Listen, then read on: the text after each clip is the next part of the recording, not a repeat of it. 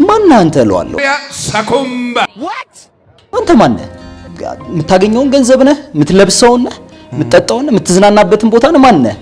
በቃ መብላት፣ መጠጣት፣ መተኛት፣ መነሳት። ልክ ነው። ብዙ ሰው ተመሳሳይ ጆርኒ ነው የሚሄደው። ከራስ ጋር እንደመጋጨት ደግሞ ላይፍ ላይ ትግል የለም። ትጨፈለቅ ይሻላል። በዓለማችን ላይ በጣም ረጅሙ ጉዞ የቱ ይመስላል? ወደ ውስጣችን የምንጓዘው ጉዞ። ናቲ this is not your life።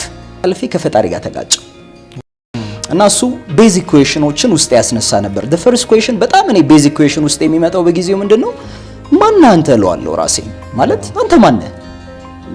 የምታገኘውን ገንዘብ ነህ? የምትለብሰው ነህ? የምትጠጣው ነህ? የምትዝናናበትን ቦታ ነህ? ማን ነህ? ሰው ማን ነህ ስንል አእምሮአችን ውስጥ ወዲያው የሚመጣው ኩዌሽን አሁን ማን ነህ ሲባል ሰሞን እኔማ እንትና ነኝ ይላል፣ ስም ይጠራል። አሁን ናቲ ነኝ ስል ስንት ናቲዎች አሉ እኛ ራሱ የምናውቃቸው በጣም ብዙ። ስለዚህ ናቲዎች ተደርድረው ናቲ ቢባሉ ሁሉም ይዞራል። ቢኮዝ በድግግሞሽ አእምሮአችን ውስጥ የያዝ ነው ሰማን የሰጠን ነው። ማለት ቢኒ ቢባልስ ጀማል ቢባልስ እሱም የኔ ነበር የሚሆነው። ስም ነው፣ የሆነ አይደንቲቲ የሚገልጽ አይደለም። የሆነ ሰው የለጠፈብን ስም ነው ማለት ነው ይሄኛው። ስለዚህ ነው ከስም ባለፈ አንተ ማን ነህ የኔ ትልቁ ኩዌሽን በጊዜ ነበረው። ቢኮዝ ከዛ በኋላ አልፎ አንደርስታንድ ያደረኩት ምንድነው ለካኔ ወደዚህ ምድር ስላክ የተላኩበት የራሴ ፐርፐዝ ያለኝ ፈጣሪ በውስጤ ትልቅ ነገር ያስቀመጠ የፈጣሪን ዓላማ ማሳካ የሆነ መሳሪያውኝ መምጣቴን አንደርስታንድ ያደረኩት ማለት ነው። ስለዚህ እሱን ማወቅ ፈልጋለሁ። አልተመለሰም። ሰከንድ ኩዌሽን ታዲያ ለምንድን የተፈጠርከው? ማለት ምን ልትሆን ነው ወደ ምድር የመጣው?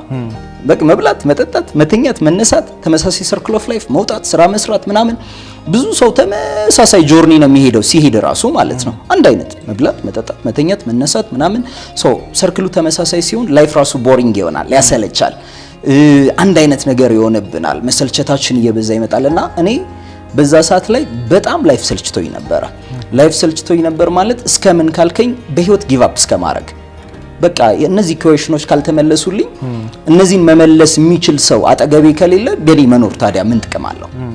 በጊዜው አምሬ ውስጥ በጣም የሚመላለሰው ነገር ማለት ነው። ለምን ብዙዎችን ኮሙኒኬት ለማድረግ ሞክሬያለሁ በዛ ሰዓት ላይ በቅርብ ያሉትን ምናምን ኢቭን የሚያስተምሩኝንም ጭምር አስተማሪዎችን በጊዜው ለመጠየቅ ሞከርኩ ምናምን። ግን ኤቭሪዋንን ስታየው እንኳን የላይፍ ኩዌሽኑን አይደለም የፋይናንስ ኩዌሽኑን መመለስ የከበደበት ጊዜ ነው አብዛኛውን ስታየው። ስለዚህ እንኳን የላይፍ ኩዌሽን እኔ ገበዬም ግራ አጋብቶኛል ነው የሚልህ የትኛውም ሰው ጋር ስትሄድ። ስለዚህ እሱ እንዲመለስልኝ ፈልግ ነበረ በጊዜው ማለት ነውና ያ ወደ ምን ወሰደኝ መሰለህ? ትልቁ በህይወት ተስፋ ወደ መቁረጥ። ደን ከዛ በኋላ ሁለት ነገሮች መጡ ላይፌ ላይ። አንደኛ ከራሴ ጋር ተጋጨው። ከራስ ጋር እንደመጋጨት ደግሞ ላይፍ ላይ ትግል የለም። ወደ ውስጤ ብዙ ነገር አለ ማሸነፍ የምፈልገው መቀየር የምፈልገው የሆነ ውስጥ ያለውን ታሪክ መስራት የሚችለውን ትልቅ ነገር መስራት የሚችለውን ናቲ ማውጣት ፈልጋለሁ። how I don't know ብቻ ግን እንደምችል አውቃለሁ ያንን ማለት ነው። ግን እንደዛም ሆኖ ወደ ውስጤ ትልቁ ግጭት መጣ። ቢኮዝ ዝም ብለህ ስታስበው በዓለማችን ላይ በጣም ረጅሙ ጉዞ የቱ ይመስላል? ወደ ውስጣችን የምንጓዘው ጉዞ ነው። የትኛውንም ጉዞ ብንሄድ ያልቃል። ወደ ውስጣችን የምንጓዘው ጉዞ ግን መቼም ያልቅ አይደለም። ቢኮዝ ትሩ ማንነታችንን እየፈለግን ነው የምንሄደው። ከምን የወጣ ሪያሊቲ ነው ብሎ ኢንቫይሮንመንት ሶሳይቲ ከሰጠን የወጣ የራሳችንን ሪያሊቲ ከፈጣሪ ጋር ክሬት የምናደርግበት ወርልድ ስላለን ማለት ነው። እሱን እስክናገኘው ግን የምንሄድባት ጆርኒ ወደ ውስጥ ስለሆነ ረጅሙ ጉዞ እሱ ነው። እሱን ጉዞ መጓዝን ነበር በጊዜው የምፈልገው ማለት ነው። ሁለተኛ ከራሴ ጋር ከመጋጨት አልፌ ከፈጣሪ ጋር ተጋጨ። ቢኮዝ ይህን የኔ ላይፍ ኩዌሽን አንተ መመለስ ካልቻልክ የለህም ማለት ነው። ካለህ መልስ። በቃ ፈጣሪን ከራሴ ጋር የነበረኝ ኮንቨርሴሽን አንተ ካለህ የሚገባ የሆነ ነገር አለ ካልከኝ ከቻልክ መንገድ አሳየኝ። ካላሳየኝስ አትችልም ማለት ነው። ኢቭን አሁን ይሄ ዲስከሽን ከራስ ጋር ለምን ከፈጣሪ ጋር ጭምር ማለት ነው። ለምን አንዳንዴ ላይፍ ላይ ስንኖር ስትራግሎቻችን ሲበዙ የምናረጋቸው ነገሮች ሞር እየበዙ በሄዱ ቁጥር እኔ ራሴን በዛ ሰዓት ላይ ደብቄ ነበረው በቃ በጣም በሚያስጠሉ ነገሮች ነበረ። መጠጣት፣ መቃም፣ ማጨስ ምናምን የሚባሉት ነገሮች እየከበቡ ይመጡ እነሱ ነገሮች ማለት ነው። ስለዚህ ላይፌ በሙሉ ሰርክል ውስጥ ሆነ ሙሉበት ቦታ እሱ ሆነ ማገኛቸው ሰዎች እነሱ ሆነ። ስለዚህ ኤቭሪቲንግ ተመሳሳይ ሆነ ማለት ነው። ነው ለከራሴ ጋር ምን እለዋለሁ? ናቲ this is not your life። ይሄ አንተ ህይወት አይደለም። አንተ አለ የሆነ የሚገባህ ቦታ ግን ያን የሚገባኝን ቦታ የታለ አሳየኝ ነው የምለው ፈጣሪ። በቃ ያን ቦታ ፈልገዋለሁ። ስለዚህ አሳየኝ። ካላሳየኝስ የለህም ማለት ነው። ስለዚህ ከባድ ግጭት ያኔ ነው የመጣው ላይፍ ላይ ማለት ነውና በጊዜው በቃ ሊመለስልኝ ስላልቻለ ከፍተኛ ድረግ ወስድና እንደው በሞትስ ምናምን ብዬ ለራሴ እመኛለሁ ቁጭ ብዬ ማለት ነው።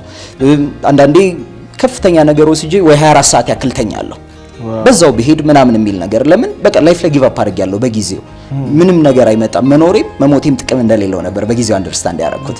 አንዳንዴ ስንጓዝ መኖራችንም መሞታችንም ጥቅም የሌለው ይመስለናል። ግን እኮ በመኖራችን ውስጣችን ያስቀመጠው ትልቅ ነገር አለ። እሱን እንዳናወጣ ይይዘናል የተሸፋፈኑ ተያዙን ነገሮች ማለት ነው። ያንን በጣም ነበር ለራሴ መመለስ የምፈልገው። ይሄ በቃ ትክክለኛ ማንነቴን አውጥቼ መኖር ፈልጋለሁ፣ መጠቀም ፈልጋለሁ፣ ዓለም ላይ በጣም ኢምፓክት መፍጠር ፈልጋለሁ። ራሴ ጋር ብቻ ሲሆን ሰራውንዲንግን ብዙ ነገር ልቀይርበት ፈልጋለሁ ምናምንና ያን ትክክለኛ ሰውዬ ነበር ፈልጌ ማግኘት ከብዶኝ የነበረው ማለት ነው። ይሄናየው የላይፍ ኩዌሽኖቼን በጣም ጠየኩ ከራሴ ጋር በደንብ ዲስከስ አደረኩኝ። እሱ በጣም ትልቅ ኩዌሽን ነበር ውስጤ ሲፈጥርብኝ የነበረው ማለት ነው። ስለዚህ መውጣቴ ብዙ ነገርና አንደርስታንድ እንዳረጋ አድርጎኝ ነበርና